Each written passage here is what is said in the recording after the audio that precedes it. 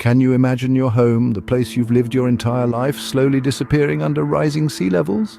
It's a chilling thought, isn't it? Yet for many island nations, this is an imminent threat. Climate change, a global issue, is causing catastrophic changes in our environment. As temperatures rise, so does the sea level, a direct consequence of melting ice caps. These low-lying islands are at the mercy of the rising tide, their very existence hanging in the balance. The urgency of the situation cannot be understated. Every degree of warming, every inch of sea level rise can mean the difference between survival and extinction for these communities. The threat is not only to their homes, but to their very way of life, their cultures and their histories.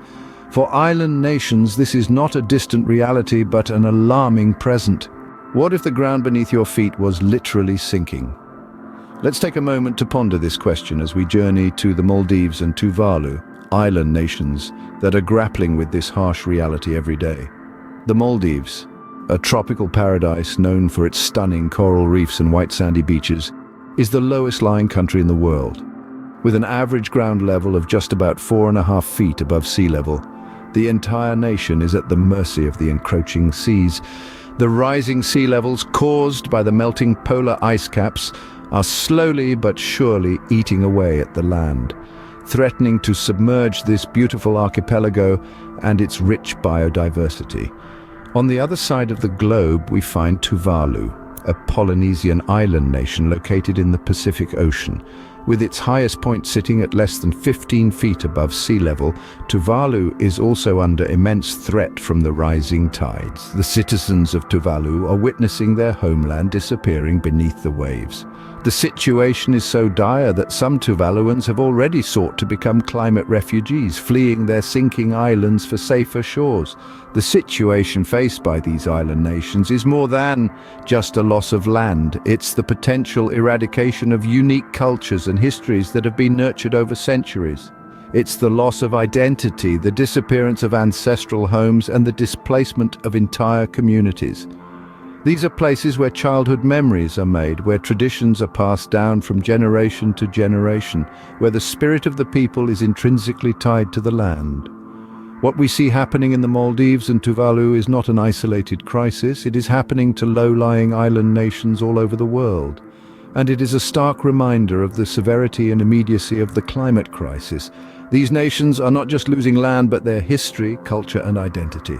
This is the reality of the vanishing islands, and it's a reality we must face together. The fate of these island nations is a wake-up call to the world. It's a call to action, a plea for global solidarity in the face of an existential threat. Because what's at stake is not just the future of these islands, but the future of our planet. Scene script. Island nations are on the front line of climate change. While the industrialized world has been busy pumping carbon dioxide into the atmosphere, low-lying island nations have been quietly absorbing the fallout. It's a bitter irony that these nations, contributing barely a fraction to global emissions, are the first to face the brunt of climate change. Picture this. You live on a beautiful tropical island with white sand beaches and crystal clear waters. It's paradise. But then every day the sea creeps a little closer to your home, your livelihood. The tide, once a source of joy and sustenance, now threatens to swallow everything you hold dear. That's the daily reality for millions of people living on these islands. This is not just about rising sea levels, it's about extreme weather events becoming the norm rather than the exception. It's about the survival of unique cultures and ways of life that have thrived for centuries. It's about the loss of biodiversity as delicate ecosystems are disrupted and species driven to extinction. It's also about justice. The concept of climate justice recognizes that those who have contributed least to the problem are suffering the most from its effects. It's a call to action for the global community to step up and take responsibility. It's a reminder that we're all in this together and that we can't just turn a blind eye to the plight of these nations. These island nations are more than just victims, however. They're also pioneers, leading the way in resilience and adaptation. They're implementing innovative solutions, from building seawalls to restoring mangrove forests, to combat the impacts of climate change. They're proving that it's possible to live in harmony with nature rather than at its expense. We often talk about climate change as a future problem, something that our children or grandchildren will have to deal with. But for these island nations, the future is now. They're living with the impacts of climate change every single day. The challenges they face today could be ours tomorrow. But it's not all doom and gloom. These nations are not going down without a fight. These island nations, though small and vulnerable, are showing the world what it means to be resilient. They are facing the threat of climate change head-on, adapting and innovating in ways that are both inspiring and enlightening. One of the most common strategies they employ is the construction of seawalls. These structures, often made from locally sourced materials, provide a physical barrier against the encroaching ocean. They are a testament to the determination of these communities to protect their homes, their culture, and their way of life. But these nations are not just fighting the rising tide. They're also working to mitigate its causes. They understand that the ultimate solution to their predicament lies in reducing the greenhouse gas emissions that are driving global warming and sea level rise. To this end, many island nations are making a concerted effort to transition to renewable energy sources such as solar and wind power. Despite their limited resources, they are investing in technologies that not only reduce their carbon footprint but also provide sustainable and affordable power for their communities. In addition to these measures, these nations are also focusing on strengthening their ecosystems. They are planting mangroves and other coastal vegetation that can absorb carbon dioxide and protect against sea level rise. They are restoring coral reefs, which serve as natural barriers against storm surges and provide habitats for marine life. Moreover, these island nations are fostering a culture of resilience. They are educating their citizens about the realities of climate change, empowering them with the knowledge and skills they need to adapt and thrive in a changing world. They are instilling in their people a sense of stewardship for their environment, a commitment to sustainability, and a spirit of innovation and adaptability. In the face of a crisis that threatens their very existence, these nations are not just surviving. They are paving the way for a more sustainable future. They are transforming their challenges into opportunities, their vulnerabilities into strengths. They are living examples of resilience in the face of adversity. The plight of these nations has not gone unnoticed. Globally, the call to arms against climate change has echoed louder than ever before. Around the world, nations are stepping up, recognizing that this fight is not one to be waged alone. International efforts to mitigate climate change and support these vulnerable island nations have been gaining momentum. The Paris Agreement, for instance, is a testament to global unity and resolve. Nations from every corner of the Earth have pledged to limit global warming to well below 2 degrees Celsius above pre-industrial levels, and to pursue efforts to limit the temperature increase even further to 1.5 degrees Celsius. This global commitment is a significant step forward, but it's just the beginning. Moreover, the Green Climate Fund, established as part of the United Nations Framework Convention on Climate Change, has been instrumental in providing financial aid to developing countries to adapt to the adverse effects of climate change. From renewable energy projects to climate-resilient agricultural practices, these funds are helping vulnerable nations take strides towards a more secure future. However, it's not just about financial aid or temperature targets. Global policies need to incorporate the voices and needs of these island nations. The Alliance of Small Island States, a coalition of low-lying coastal and small island countries, is leading the charge in this regard. Their advocacy for strong climate action and their unique perspective on climate change has been instrumental in shaping international climate policies. In the end, it's about more than just policies and treaties. It's about recognizing the shared responsibility we have to our planet and to each other.